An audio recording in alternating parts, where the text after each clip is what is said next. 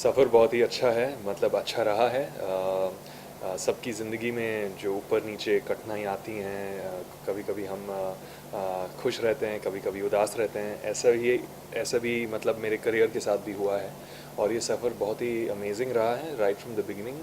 और मैंने कभी सोचा नहीं था कि इतने मैं शोज़ करूँगा, फिल्म करूँगा, म्यूज़िक वीडियोज़, टेलीविज़न, फैशन। और अभी मैं पीछे देखूँ तो मैंने एक्चुअली सब कुछ किया है। So it feels really good. अच्छा, आपने लाइफ में जब फिल्म इंडस्ट्री में जब आपने आया था फिल्म लाइफ में, तो आपने फर्स्ट टाइम कैमरा कब फेस किया था? फर्स्ट टाइम एक्चुअली हाँ, मैं मतलब जैसे दूसरे कॉलेज स्टूडेंट्स होते हैं, मैं कॉलेज में हमारा जो दोस्त थे, रात को हम पार्टी करने निकले और पार्टी के बाद हम कॉफ़ी शॉप चले गए। वहाँ पे कॉफ़ी शॉप में कुछ फॉरेनर्स बैठे हुए थे और उन्होंने मुझे अप्रोच किया और कहा कि आप एक्टिंग करते हो या मॉडलिंग करते हो। मैंने कहा यार अभी को सोचा तो नहीं था। और उन्होंने कहा कि we are casting for a international show. और उस इंटरनेशनल शो का नाम था the what was it it was called the city of dreams, जो एक लंदन प्रोडक्शन का एक ये था। और वो बॉम्बे में शूट कर रहे थे। तो मैंने कहा चलो ठीक है, एक आध दिन का शूट होगा, कुछ पैसे मिल जाएंगे, पॉकेट मनी कर लूँगा। तो उन्होंने बोला कि ओबरॉय होटल में, जहाँ बॉम्बे में ओबरॉय होटल में रूफ टॉप पे आप आ जाना, वहाँ पे हमारा शूट हो रहा है। तो मैं चले गया, मुझे लगा एक छोटा सा शूट होगा। वहाँ पे गया तो आई वॉज शॉक्ड, क्योंकि बहुत बड़े दिग्गज लोग थे। मतलब साइद जाफरी जी थे और मुकेश ऋषि एंड लीज़ा रे और बहुत सारे ऐसे जो उस वक्त बहुत इंटरनेशनल एक्टर्स और वीजेस भी थे। तो मैं थोड़ा सा घबरा गया एंड देन आई रियलाइज कि उसमें जो मेन रोल था, जो एक एस्पायरिंग एक्टर का जो रोल था, वो मुझे दिया गया।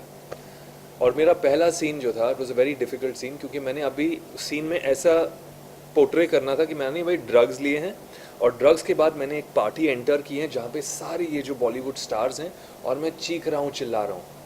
तो मैंने जब स्क्रिप्ट पढ़ा, मैंने बोला बॉस अगर ये नहीं कर पाया तो फिर मैं तो यहाँ से निकलूँगा तो फिर एग्जिट ही है। कैसे भी करके I did the scene, it was very good. सबने अप्रिशिएट किया, सबने बिलीव नहीं किया कि पहली बार कर रहा हूँ एक्टिंग। और अनफॉर्चुनेटली वो शो आई थिंक 10-12 एपिसोड बनने के बाद वो हुआ नहीं, it did not release. But वो पहला एक्टिंग एक्सपीरियंस था और बहुत मज़ेदार। मतलब कहावत है कि खोदा गड्ढा और निकला चुहिया।